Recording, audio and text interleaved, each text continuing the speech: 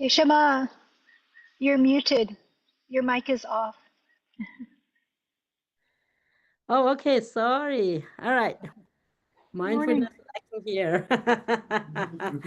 So I am saying thank you for everyone to come, and so let us start our session, teaching or session, whatever you call. Is it just sharing each other experience?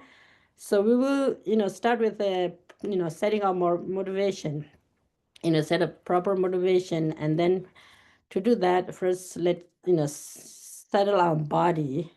It's very normal and relaxed way. So it's you don't make sure that there's no tense in the neck, the back, the shoulder, and the knees and the foot and everything. Just make sure that your body is completely relaxed and just very natural pace and natural state that really help to settle ourselves. Help to settle our mind. Because the body mind connection is so tightly connected, and you need to make sure that our body is really settled well. And at the same time, if there's any tense in your shoulder, try to just very, very, very relaxed and normal way, and just twist like a little bit like this, a little bit like this. Don't force. Sometimes if you force, you may hurt a little bit, your ribs or your nerves, And I think it's very important our neck just bend a little bit like this. And then when you're doing the meditation, look just around you. People say like a 45 degrees or something like that. If possible, look on the tip of your nose. But if that find difficult, but just the eyes, our body posture is usually said like a seven, like a Vairocana body posture. you know so if that's not complete seven posture is there, but at least like straight your spine, and then the both shoulder very relaxed manner, and then the neck, head, it's straight, and then slightly bend like this, and then eye half open, not completely open or not completely close. If you completely close, you can make some exercise. If you completely close, your mind sink. Can you do some kind of like a experiment when you're sitting like this? Okay, if you completely close your eyes, the mind, it just go a little bit kind of, you know, what do you call it? It sink, meaning like a dullness arise your mind. Disconnects. Yeah, it's kind of you was in kind of nothing is coming in your mind, sort of a thing. And if you completely open, some sort of excitement or disturbing from external things could come. So these are, something that you can really experience by your own exercise. So that's half close is very helpful. Okay. And then if possible, when you do the meditation, your mouth not completely open, same thing with eyes, not completely open or not completely closed, just very normal state. And if possible, some people say this, that tongue little bit tilted upper palate, if possible. If not, just leave as normal. Okay, so let's start. Few minutes silent meditation. When you're doing the meditation, maybe you could, visualize all the Buddhas, Bodhisattvas. That's a term that we use, Buddhas and Bodhisattvas, meaning they are enlightened beings or those noble beings. They are great beings who appear on this earth to serve humanity, to serve sentient beings, including the Dalai Lama, the Buddha, the Jesus Christ, whoever you venerate.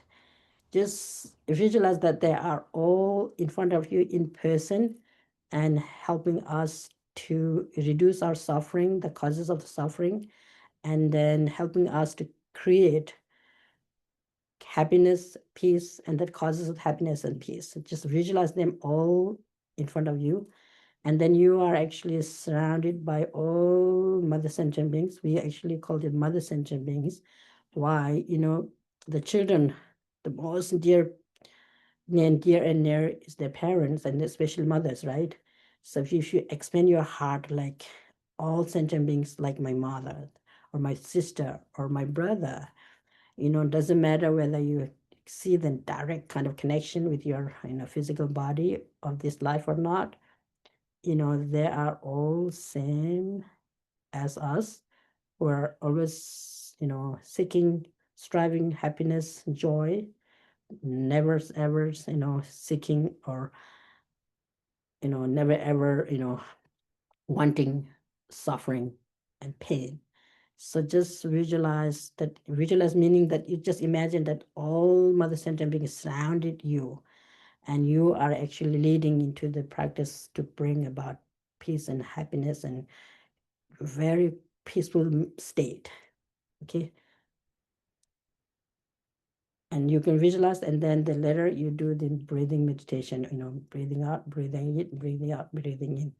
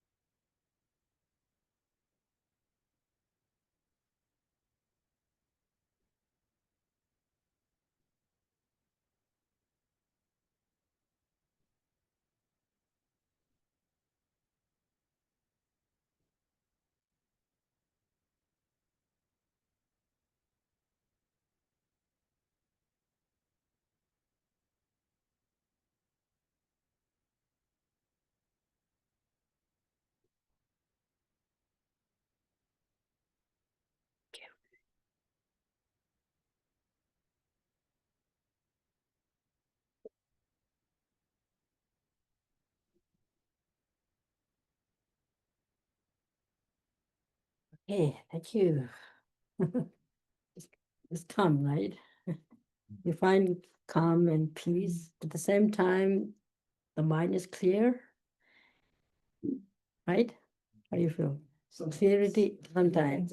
Yeah, it's it's okay. Whatever state is there, just aware how the mind is reacting, how the mind is actually. When you say, okay, imagine that you are surrounded by all mother centered being, and then in front of you, all the enlightened being, noble being, meaning higher being who are sharing their wisdom, knowledge, compassion to those who are in need.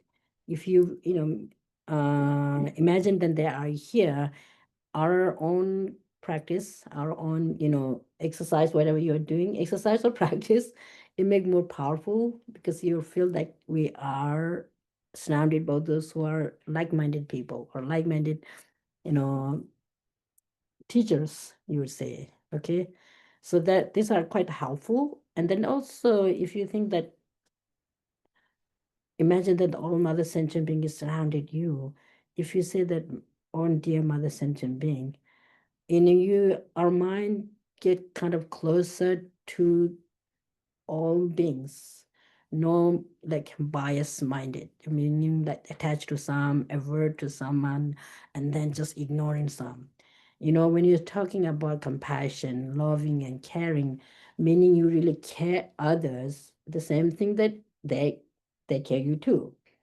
So that's the only way that you can expand our compassion. And then in practical level, if you do the repeated this, meditation or the, thinking pattern, create that, and then you could get in some, later it become almost like what you call it, like automatically you think like that, whether you are in the workplace or a teaching place or in traveling.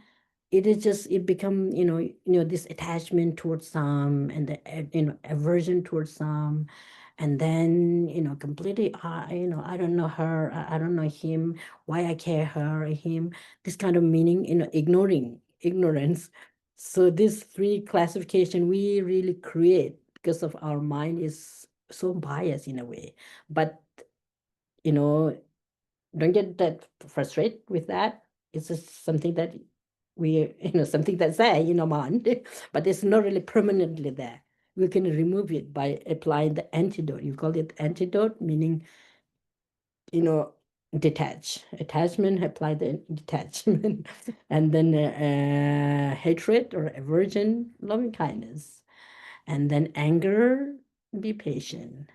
And if you can apply these remedies, you call it the remedies, okay, right? Remedy, if you have ill, for example, if you have like a tuberculosis or some cold, you need some antibiotic, the physical, kind of pain, cure with like a external medicine. Similarly, same thing, our mental illness can heal with the medicine of wisdom and compassion and loving kindness.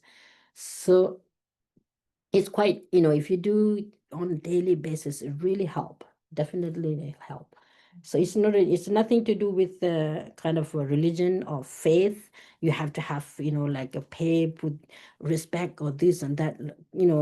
It's something that within ourselves.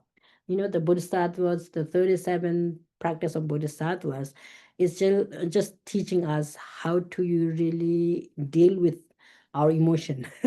Attachment, aversion, there are, emotion in a way is mental factors. In the, classical text, it called like mind and mental factors. And mind, there are how many of you, like how many different types of minds we have? Or main mind. In Buddhist psychology, I think we studied a little bit about Buddhist psychology in the past. I think some of you attended online, right?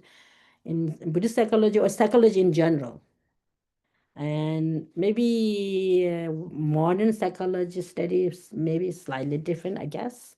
But in classical Indian tradition or the Tibetan Buddhist tradition, where you study about the psychology, we can make like a mind and mental factors. So there are how many different mind? It's really important to know this in order to able to do really this, what the Bodhisattvas, Gyaltse Tumizam was saying, how do you really train yourself in this path, mind and mental factors. Man mind in Buddhist, in the classical school, there are 6 man mind, and then some tennis system they assert 8, but let's say 6 man mind or primary mind. You could call it man mind or primary mind. And what are there? It is the term. Maybe some of you may be familiar, some of you may not. I don't know. You call like consciousness. Okay, mind, consciousness are same. Clear and knowing. The definition give clear and knowing. Clear and knowing. The definition or the meaning of the mind is clear and knowing. That really make that mind is different than the brain. I'm sorry. I'm very much about this. Okay, clear and knowing is the meaning of the mind. And then how many different types of man mind are there? Or consciousness are there? Eye consciousness, ear consciousness, nose consciousness, tongue consciousness, and then tactile, the body consciousness, and then the mental consciousness. 6. That's most of the Buddhist tennis system assert that. And there's one school. Did you get? Did you get? One. Oh, okay. I see. Okay, don't worry. Okay. Ear, nose, tongue, mental. And then body, tactile, Okay. and the mental. These 5 are the main mind or the main primary mind. Also, another word you could call primary mind. And then mental factors, there are 51 or 52 different, like assertion in the text. 51, let's say 51 different types of mental factors are there. And out of them, there are negative, meaning some disturbing minds, because mental factors are there, and 6 roots and 20 secondaries are there. So we can learn them, the 6 root, like a negative mental factors. And then 20 secondary mental factors are there, negative mental factors. And then there are positive mental factors there too, 11. 11, positive or virtuous.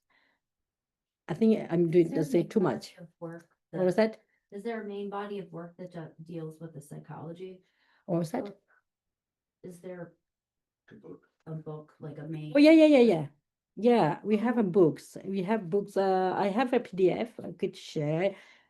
Maybe we can have a class, there are psychology books about that.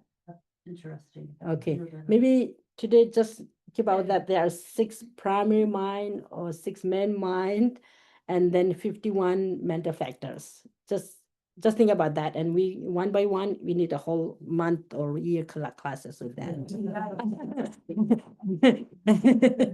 And why I'm saying this, because it is a mind training in the 37 practices of the Bodhisattva is mind training. So then when you say mind training, how do you really train your mind? And then you have to say, what is mind? And then you just think about mind is clear and knowing, is experience. Another thing is experience. Experience is okay. My English is okay. And not experience. You experience all the time. But sometimes we forget that mind is different than the body, I guess. I don't know. Sometime, maybe. But mostly, I guess we know my mind reacts slightly different than my body. Right? So, yeah. So what I'm saying is to rid of the disturbing mind or the mental factors, the antidotes or the remedy or the counter, what do you call the counter reaction? Anger. If there's anger arising in your mind, think about why this is arising, and then no, this is something that distorting your mind. It's something that disturbs you. So I don't need it. And then what do you do? Straight away, just try to apply the remedy, the direct remedy, practice patience. And then same thing, aversion, if we select hatred sort of mind, in the mental things that happening here in your mind, it maybe just think, why I hate people? That's so bad. I should love them instead of hatred. This you have to like immediately try to apply this remedy instantly rather than waiting. Or maybe it's okay, I can hate them, so after some time. Why you hate? If you hate others, you're really hurting ourselves in a way. So long run, short term, long term, we really hurt ourselves and others. So because of that, it's very, very important. So yeah, we are doing the 37 practice of the Bodhisattva, and we finish. We should go to the text too. And I think first two verses, we finished 2 verses. Okay, 2 verses are finished, and now we start with the third one. Have you got this? The third one, where you say avoiding bad object. What does that really mean? Avoiding bad object, disturbing emotion gradually decrease. Without destruction, virtuous activities naturally increase. With clarity of mind, conviction in the teaching arises. Cultivate exclusion. This is the practice of Bodhisattvas. This is a perfect place, I think. Exclusion, meaning in the Tibetan version is, well, I mean, this is beautiful poetry, right? Yungyen pawe nyumo rim gidip nayame be gejongang be rikpatayo chelang yeshik empathy magasela lenye. It has this have slightly different translation, but they are same. Where it say giving up inhospitable places, mental affliction gradually decrease. With no distraction, virtuous activities naturally increase. When mind becomes clear, conviction in the Dharma is born. Therefore, seeking solitude is the practice of the Bodhisattvas. So when you say what does it really mean? It's like it doesn't really mean that you give up your house, home, everything, and go somewhere in the jungle or in the forest, sit there. We have to be really practical. We have to be really practical. If you train our mind really well, even though you remain in very hostile, bestial city, you can remain very concentrated, focused, clear, and assertive. Do you get me what I'm saying? You can, this way. But for beginner, especially beginner, like children, like, primary or maybe very kindergarten school children, they need a lot of, external protection, right? Parents, grandparents, friends, look after them. So, if there's danger I'm just telling it's more kind of metaphor. For example, if you let like a young children run into the street or in the very huge city, busy, city, what happened? He or she could be hurt, right? Accident could happen. So because of that, for beginner, it's good to find conducive place where you have like very calm and peace, not much distraction, external distraction meaning. So this really help in what is saying, giving up in hospitable places. In hospital places, the place, the house, a place, a city is one thing, but the main thing is where the external object that really cause you to generate so much negativities. If you see like something really beautiful, for example, if you walk into the supermarket, we have so many things, and then your mind is like so attached with this object. New phone, new, I don't know, new brand. In the manufacturing, many of these what do you call companies, they create so many new things and making that us to deceiving us actually, because they're doing so much in advertising, on television, internet, newspaper, everywhere, and make everyone to become greedy or just any new things are coming and then you wanted that. This kind of area is, this kind of place, probably good to avoid it, for beginner. But someone who is really well trained, well advanced, in practice, who know their mind, how to really they control their mind, they actually purpose on they go to the very busy and really harsh place to train themselves, because that's the only way that you could really learn that samsara. Have you heard samsara? The suffering, where you take reborn into this suffering realm, suffering body again and again, repeatedly, by the force of what? Affliction and contaminated karma. Have you heard that? Affliction. Just get this, what is it? Affliction and contaminated karma. Karma, nothing then other than action. This, in the classical text, you find it like karma. Karma. It's intention, Bhante. What's that? Karma is intention. Oh, intention. With psychology, that's one thing. Yeah, there's a two types: action, and then if you go to the Abhidharma course, what you're saying, yes, the very nature of the karma is intention. But then you do action. There are two types. The actions have like a mental action, verbal action, physical action too. The verbal action and the physical actions are gross. They are not real karma according to the classical text. Well, but karma is in your mind. You create this karma intention. And then, yeah, that's really true. And contaminated karma, which is, where do you get that contaminated? For example, if the water is polluted, then nobody can drink it, right? You have to filter it. Similarly, our mind is covered by dirt. What are the dirt? Defilements, yeah. That's the thing. So then, what was I talking? Oh, yeah.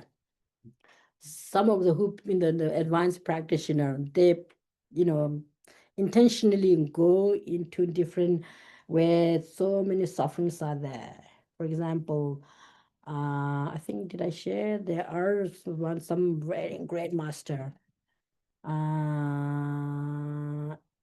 Was a lay person, lay meaning, and not really monastic, but really great practitioner. And he went to Tibet to study about the guide to the Bodhisattva way of life. He was actually the teacher of His Holiness the Dalai Lama on the guide to the like guide to Bodhisattva way of life. And when he come to India, and then in Varanasi, how many of you know Varanasi in India? Oh, good. There is one place named Varanasi in India. And then there's a Ganga River. Ganges, the river, Ganges River, Ganga. Chumuganga, we call it Ganga River. Ganges, yeah, Ganges River. And most of the winter time, what he was doing, I read his biography. He goes to the along the Ganga River, Ganges River, in Varanasi. There's a place in Varanasi is the place where Buddha turned the first wheel of Dharma, training the first wheel of Dharma on Four Noble Truths. Okay, so he goes there to. There's along the river. When people die, they have the kind of beliefs that if they bring their body to cremate along that Ganges River, they have some kind of concept that you will be like kind of purification or some sacred sites. They consider it sacred sites because the river, it's the water is coming from Mount Kailash in Tibet. So they have some kind of a like a what do you call it, sacred. They consider it sacred. So 24-hour the cremation going on. Cremation in like not really like putting into the machine and then nobody see how the body is burning. it's a real body. And they put like wood, I went a few times actually. And they put that all along that. So one here, one there, like this. They put the wood and made this kind of this kind of a place. And they pile up this woods. And then there are, like a pujari, we call it pujari, sadhus who do the ritual, like a prayer recitation. And they bring like a far, far away, and they always cremate there. And this practitioner, the master, he just will go there and sit and meditate about the impermanence. The nature of our life is impermanent. Sooner or later you have to die. Why you cling so much? It's clinging so much and then create so many drama. It's just create you like stirring up your own mind and then the whole environment. He was just sitting there and meditating and then nothing disturbed. And then just thinking about, Tonglen practice, giving and taking. Try to give this whatever good thing that he has in his mind and giving them, and then try to take their suffering to himself. He was just wandering like homeless. It's really kind of good example. So there are many of these kind of like masters are there. So why here saying avoiding bad object, and good or bad again is very much kind of what is good, of course, in conventionally have you heard that two truth, right? Conventional truth and ultimate truth. Conventionally, good and bad are exist, but ultimately it doesn't. And then good and bad also again very much a relative term. Subjective. It's subjective. This person, like it's what is good, what is bad. Compare if someone say, for example, if I say this is beautiful, if my mind, if I would say this isn't beautiful, would you say also beautiful? Yeah. Why? Why? Um, maybe it's my karma and maybe that's No, my no. perception. What things just appear, but it's just mental creation. For example, I may give another example. Some people like chili in the food, spicy. And then some people don't like, they don't eat like a spicy food. They don't like it, right? But for me, spicy food isn't good. It's really tasty. It's healthy. For me, it's healthy and good. But those who do not really eat chili, it's not good for them, right? So it's all subjective. So nothing is objectively there. Do you get it? Based on your experience. Do you get it? Just think about it a little bit. These are kind of example. Don't worry. Okay, what I'm saying, avoiding bad object. Here, avoiding bad object mean any external thing or thing that trigger you, trigger Yeah. your mind into these three poison arises. This should be avoid. Not really avoiding human being or other friends or families or house, but anything that trigger your mind like a disturbing. For beginner, avoid this. Disturbing, so avoiding bad object, disturbing emotion gradually decrease. If like a this in a object, any object that cause you to increase your like negative emotion, you should discard them. If you discard them, then the positivity will increase. It's very You simple get it? when you break it down. What was that? It's very simple when you break it down. Yeah. It makes you feel bad. Yes. Get rid of it and you'll feel better. What was that? So I was thinking that like bad objects could also mean like not hanging out with people that we have to go drinking. Right. Like, That's another You thing. know, so-and-so, they're so awful. Let's talk about that. Bad stuff. And Right. trying to keep your minds away from bad people that you understand will influence you. Yeah, that's another thing, bad companion. People or an idea that Sure. are objects. Sure. That's the whole thing about the avoiding bad companion. Oh, Yeah, that's a really good example. Avoiding bad companion is also another thing. Avoiding bad companion, but you have to be compassionate that person too. Even though it's quite difficult. Yeah, You maintain compassion. exactly. Has bad intentions. It's easier if you know the person is just like suffering, so they're acting a certain way. But if someone's coming at you from a place of hate, it's Exactly. hard to maintain that. It is Yeah. hard. It is hard. It's good. It says for beginner, like maybe junior practitioner, it's good to avoid bad companion. Maybe bad companion could be someone who indulging worldly thing all the time. Worldly. This is actually the eight worldly concern again. They are world fame, praise. If you the word eight worldly concern, just think about that. There are worldly concern. There are eight types of them out there, and avoiding this is important. That's one thing. That's for most important thing. And then also avoiding bad companion. I mean, not really. I know, like discarding those people who are indulging into like in drinking and gossiping and always try to manipulate others, try to deceive others. If you go with them, be friend with them, slowly we may also adapt that kind of habit or that kind of like action, and that hurt you for long run. That's one thing. Avoiding bad object, disturbing emotion gradually decrease.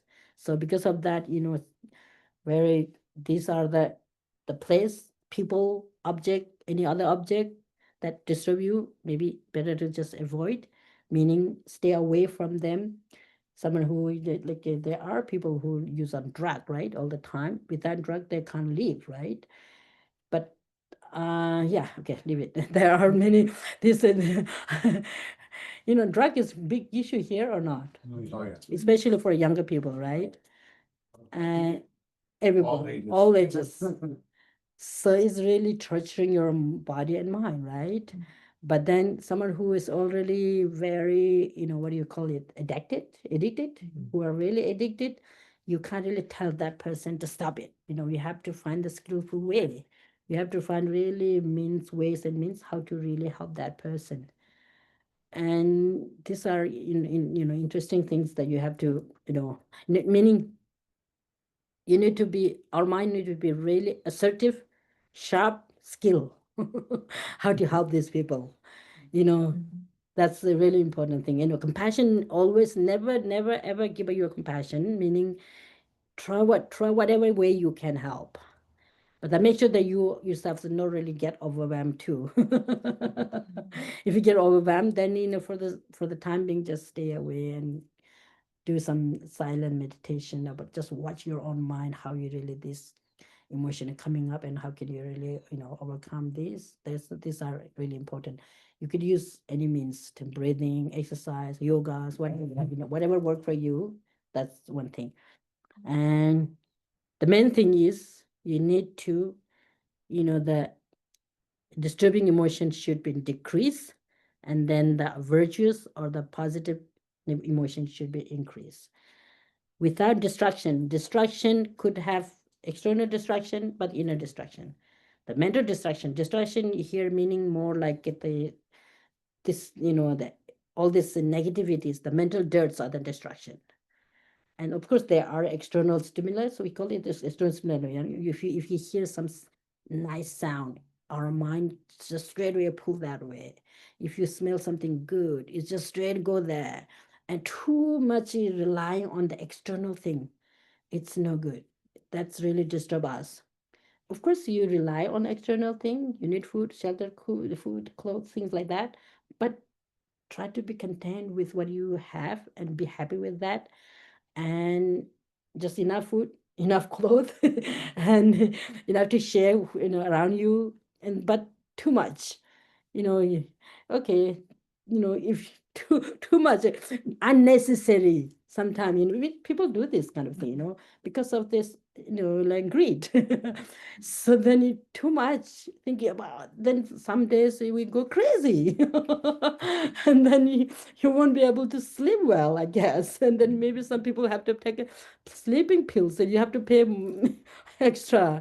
And if you can't really sleep with this, able to sleep with the sleeping pills, after taking sleeping pills, what they do, I don't know, putting ear plug and what do you call this, eye Yeah. bass and all sort of thing. If you try to just train ourselves with very kind of normal way, and we'll be content with these things. Where is it? Without distraction, virtuous activities naturally increase.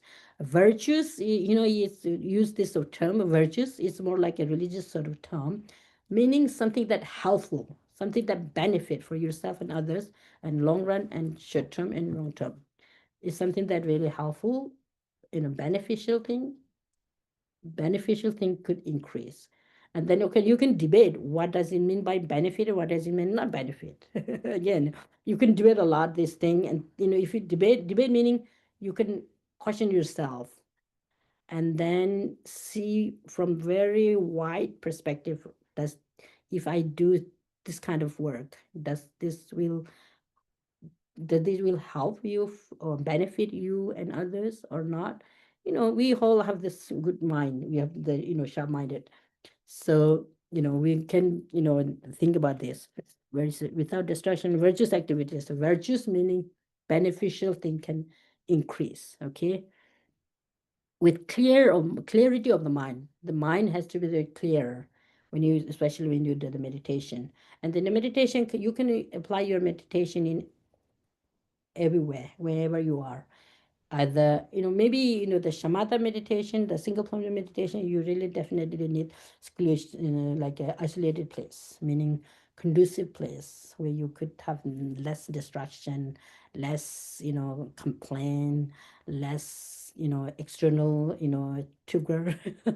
So, and then when you're, confident more enough, I mean, quite, enough confident, then you can remain in a crematory or cremation ground, or maybe very busy and maybe very, what do you call it, the externally is really really difficult situation, you can remain very peacefully too. Some teachers say, like, if you go to, again, Bodh Gaya in India, you have been to Bodh Gaya, right? In India there's a place called Bodh Gaya, Bodhgaya. So in Bodh Gaya, and throughout the year there are so many pilgrim comes from different parts of the world, especially from, like, Asia. And there are many, where foreigner also come. And I don't know, somehow the economic is kind of poor in that state, but it's getting better. But there's so many poor people, so many beggars are there. And there are people who have no handicap, no hand, no leg, no, I mean, so many children just running on the street without clothes, no food. Like, a lot of these things are there, but it's getting much better now. And some people say, "Oh, I don't want to go there because it's not good for me."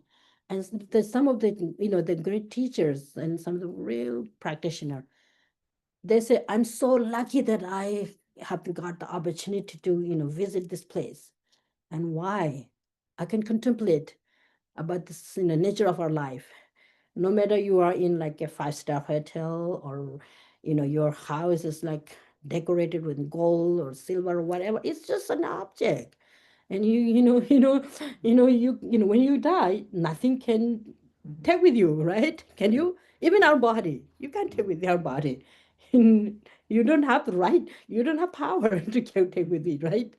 I know this practitioner, they think, I'm so lucky that I have got this opportunity to, really, contemplate, and that's really think about, that Four Noble truth of suffering, truth of the origin of suffering, and truth of, like a truth of the cessation of suffering, and then the path that lead to suffering.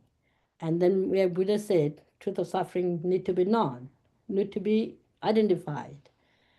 And you can identify the truth of suffering within our own life suffering, And then also looking at, other people or other sentient being, how much they suffer. And then, let's do something that, small thing that you can, remove. But the main problem, which is pervasive condition suffering, I think I mentioned at the time, suffering change, and pervasive condition suffering.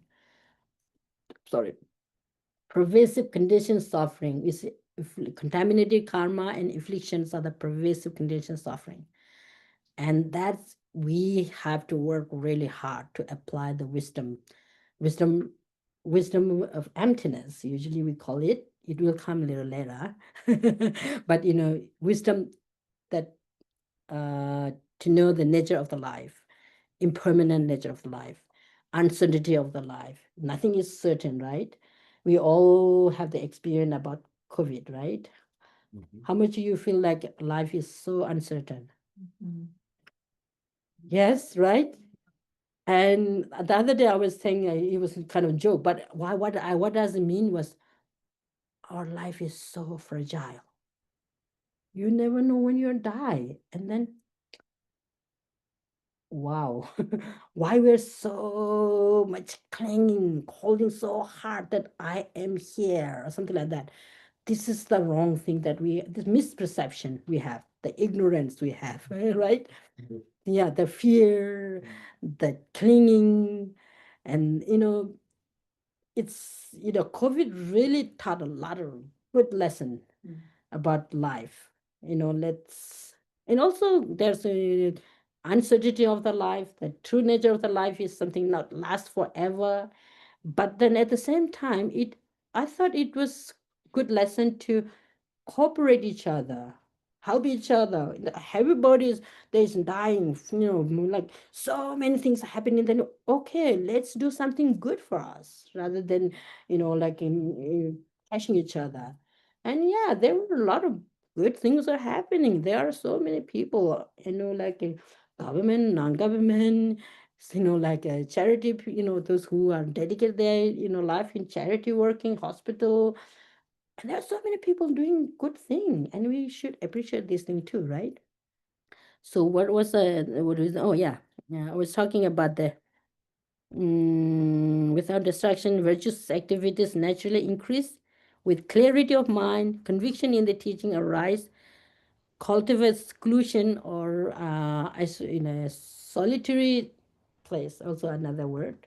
Seclusion meaning conducive place, a conducive, like good companion. Try to find good companion, try to find, like a peaceful place, and try to find something that you really help to train your mind stronger, meaning, like build really assertive mind, sharp mind.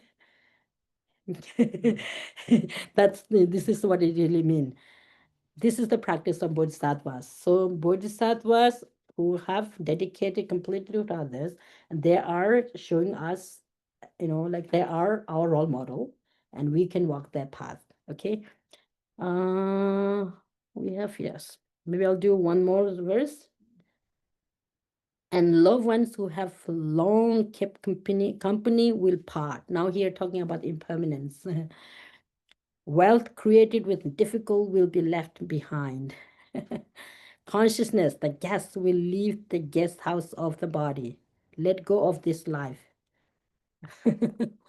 This is the practice of Bodhisattva. It's really true. Whether you like or not, it's really true. And then just be prepared. Loved one who have long kept company will part. Think about the fragile of our life. Think about, impermanent. Here we talk meditate on impermanent. You have the impermanent, have gross and subtle. The gross thing is quite easy to identify. For example, take an example our own life. When we were born, we were very tiny, like what you call infant, and our mother, parent, they, look after us and grow. But look, for example, I'm 48 now, and when you're looking at to the last 48 years, what things came into my life, they're all just, what do you call it? Memory. Mm. Nothing is there. It's all past. Right? All composite things are impermanent. Have you heard that? The four seals of the Buddha's teaching. All composite things are impermanent. All contaminated things are in this nature of suffering. And everything is selflessness. Everything is empty and selflessness. And transcending sorrow is peace.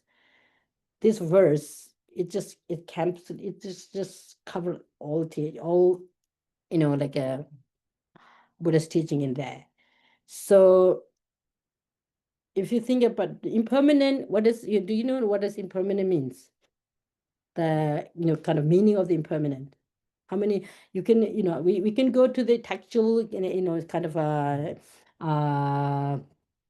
definitions are there, but sometimes it's good to just come our own kind of interpretation, our own understanding, because this explanation, the classical text explanation, is not really created something that story. It's something real life, and we all experience self. And then when you come to impermanent, think about what do you get when you say impermanent? Everything's always changing. All the moment changing. Anything else? Things rise and then they fall. Arise and fall. Whatever arise, fall. Whatever gathers, separate. Whatever, whoever burn, die. Whatever stand, fall. So these are some example there. It's exactly true. And then the very technical kind of definition they're giving is, like Entropy rules. what was that? It's Pali. What was that? Entropy. What is that? Yes, the physics concept Oh, physics. of gathering together in an ordered I see. manner, and it will always then dissipate Disappear. by physics. I see. Entropy. Entropy. Randomness will increase. Oh, randomness. Right. Yeah, you could get a lot of what do you call it? Some of this physicists explanation could be helpful to understand impermanence. And I thought you were talking you maybe got some from the Pali Sutra. No. Anitta, I think Anitta or something. What do you call it? Anitta. Yeah. Not the anicca. Anicca, yeah, nothing lasts forever. Everything, meaning all composite things are impermanent. Not everything is permanent. All composite things are impermanent. What does it mean? Anything that come to being due to the cause and condition, they are impermanent. They're momentarily changing. So impermanent meaning, the true meaning is momentarily changing. Anything that exists in this universe, or in anything that exists, let's just say that anything that exists due to the cause and condition are momentarily changing. And whether we are realizing it or not, we have to meditate on that. Gross thing we are experiencing all the time. But the gross sort of a change, it should come from very subtle one. The short movement. Or for example, taking, like now what? It's 11. We start at 10 o'clock, right? Where's the 10 o'clock? 10 o'clock, 10. We start at 10. And then now it's 11. So how many minutes we had? 60 minutes. And can we pinpoint which one is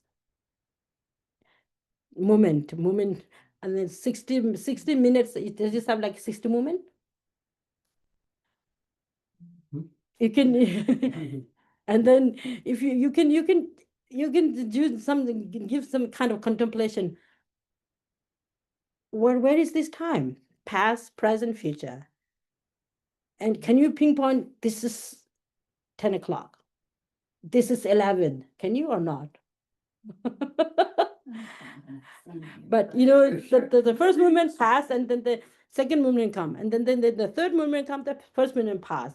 It's just momentarily, anyway, just momentarily changing. It's always just moving so fast. When you say the physics, I think that I'm not that good in physics, but they do the experiment about this, and it's the moment. I don't know how you make this, what do you call The it? Planck moment is the, Yeah.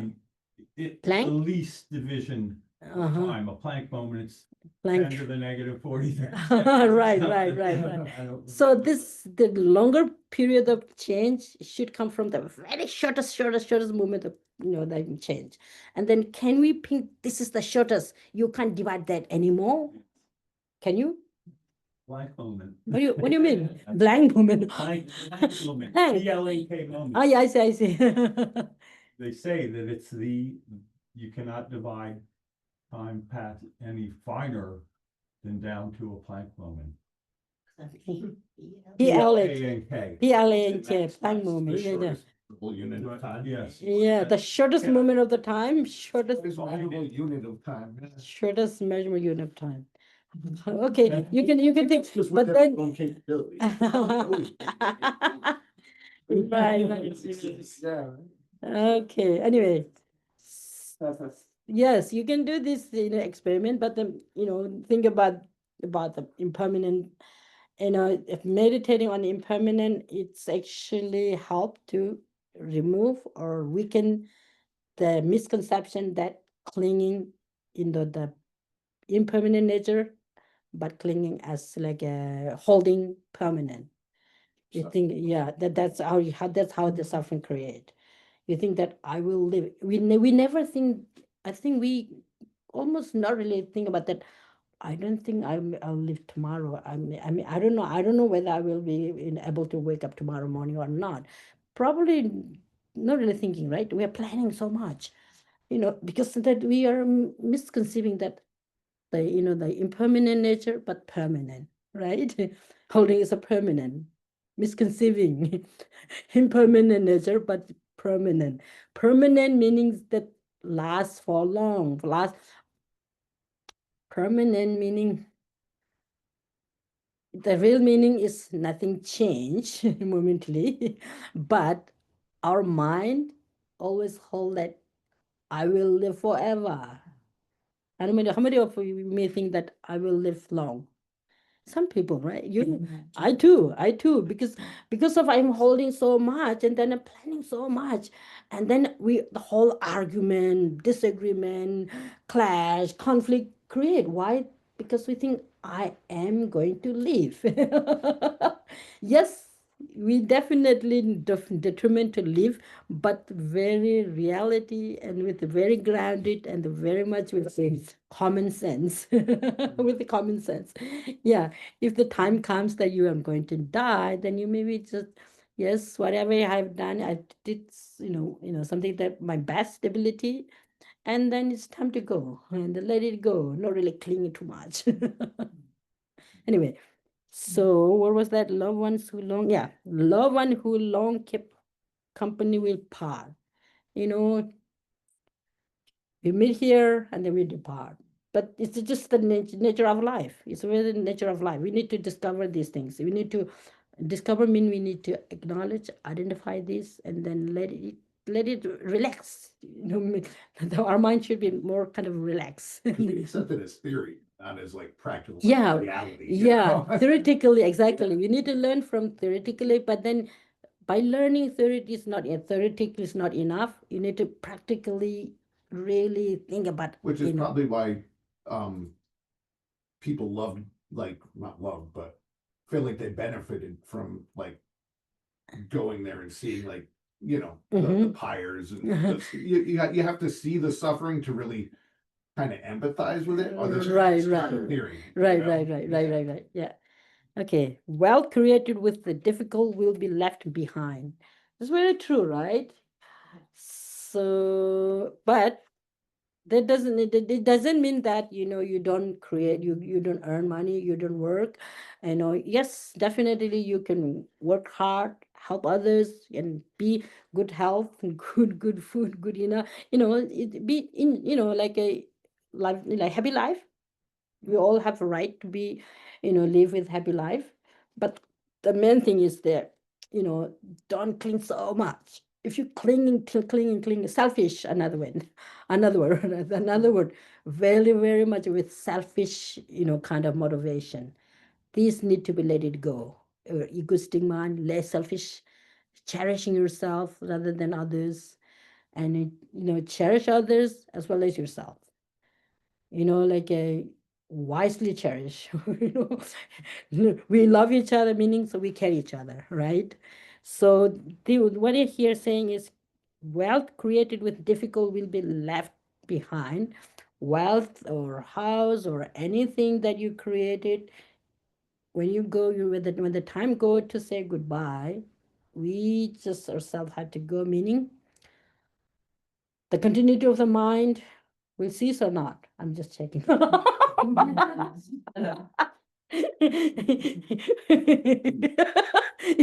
No, I mean, I'm not imposing that we should like believe into the rebirth, but just make sure that when you die, of course, the physical body, the bone, the flesh, and the nerves and muscle and all this made up, this come from our parents. It will be, cremated. You could be buried. You could be, thrown into the water, or you could be, cut into pieces and offered to vulture. This practice still exists in different parts of the world. I think in Tibet and Mongolia, there are some people who they're so compassionate, I think. But can we do or not? I'm not really sure if someone asked me to do it. Because see, my mind is also there, And see some documentary. Have you seen that there's some part of Tibet and Mongolia? I think there's still this practice that when people, something in India, they take to Varanasi. Many people that do then cremate there. But in Tibet, when people die, they take the body, and there are some people who live on a mountain with huge vulture. They know they have a special kind of eyesight, actually, or and they can tell that there's their food for them, food for them. Oh, okay. See, now again, people who are non-vegetarian. I'm sorry. See, we eat other human. I mean, sorry. Sorry, we eat other animal, right? What is the difference between that? People, human flesh eating, and then the beef or fish or chicken eating. I mean, of course, they are animal. We are human beings. Is there any differences? This the bone, the flesh, and the blood. Is there any differences? So sometimes we may have to think this kind of thing. It's interesting. Make this comparison. I mean, I'm not really, and I turned vegetarian just 1 year ago, 1.5. Yeah, 1 year ago, actually.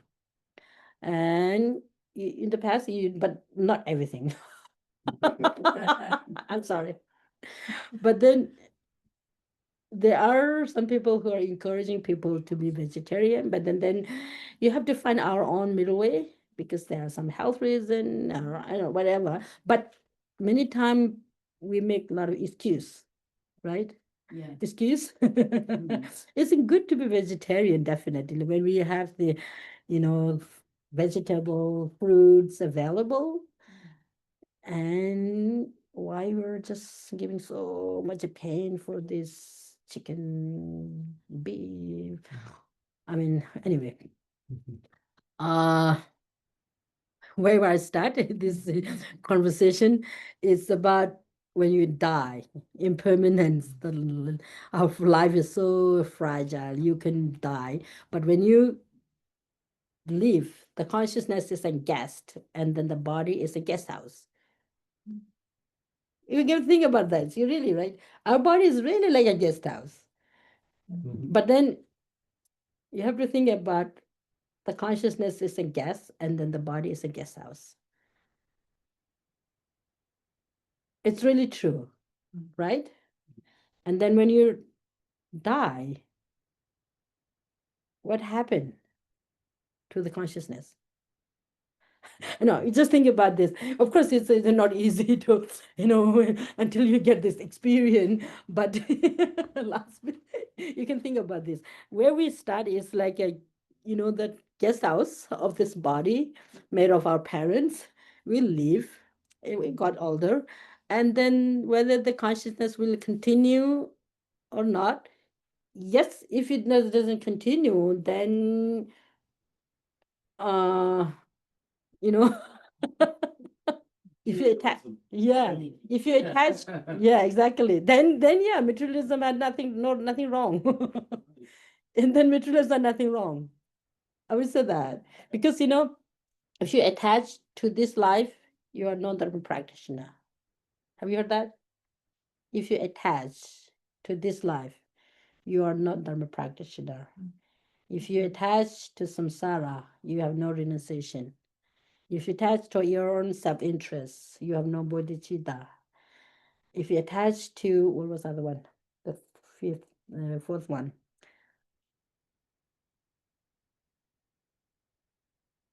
I can't remember the third one, but if Is you it attach, like praise or something? no.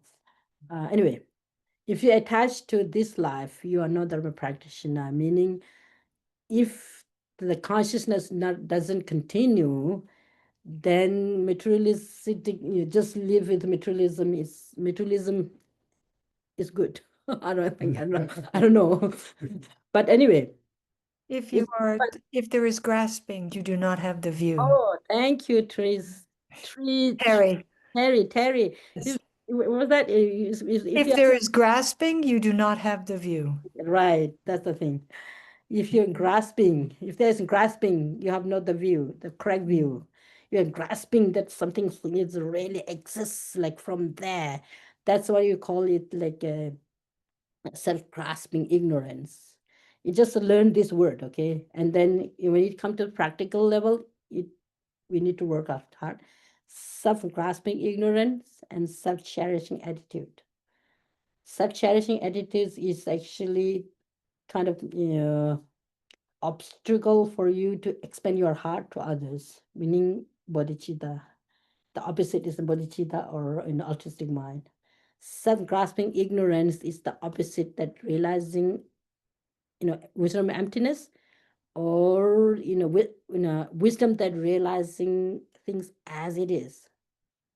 So we are more like kind of, we live with this kind of delusion. Optical delusion, people say sometimes optical delusion. What does it really mean? It's just, anything that appear to you is it's just something that's really there. Because of that, we cling, and then we create whole this, like a drama thing. Anyway, so what was that? Well created with difficult will be left behind. Consciousness, the guest, will leave the guest house of the body. Let go of this life. Let go of this life, meaning do not really attach so much very strongly for this life. Think about a little bit furthermore.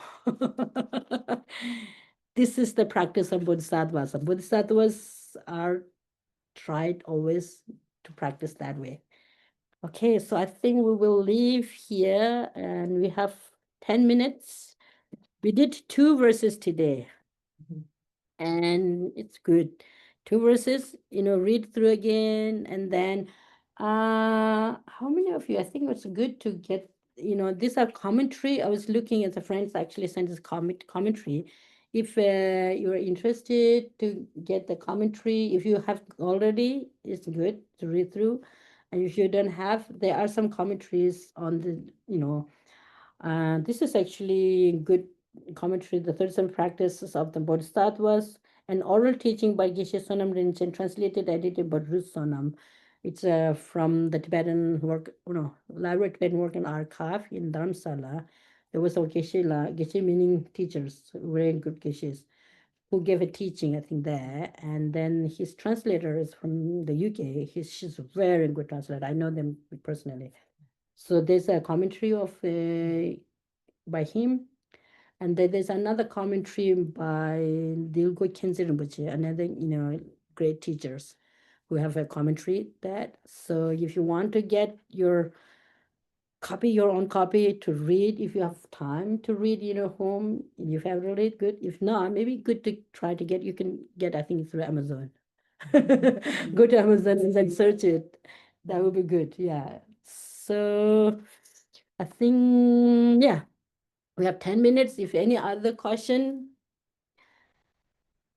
we can do the question answer. If not, we will do some dedication. Do you okay? Good. Maybe do this in a little bit meditation to dedicate. That's really important. Just recalling that what we did this, creating the motivation, setting our motivation. Just think about again that all you are, in front of you, all, enlightened being, Buddhas, Bodhisattvas in front of you, and then, come.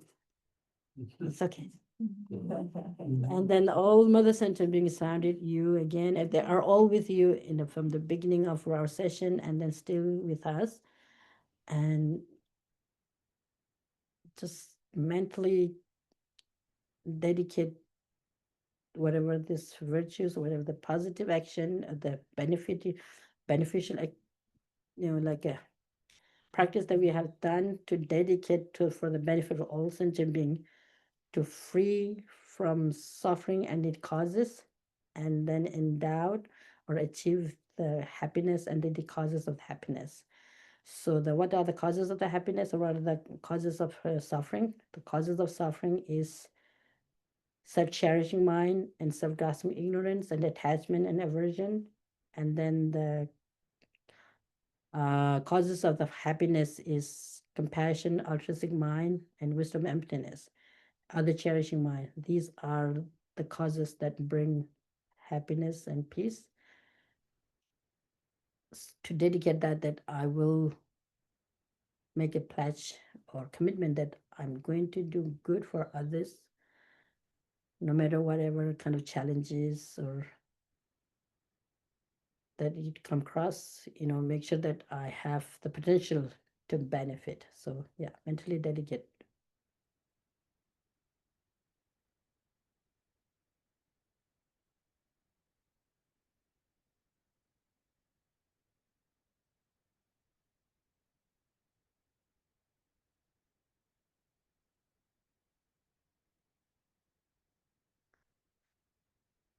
Okay.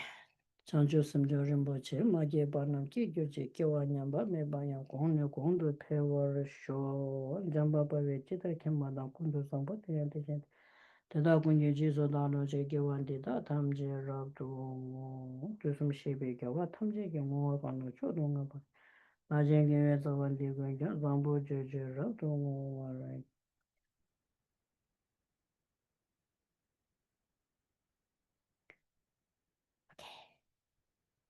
Thank you. Thank you so much. Thank you. Okay. Thank you, Geshema. Thank you. Bye-bye. Thank you, Geshema. Thank you. See you again next week.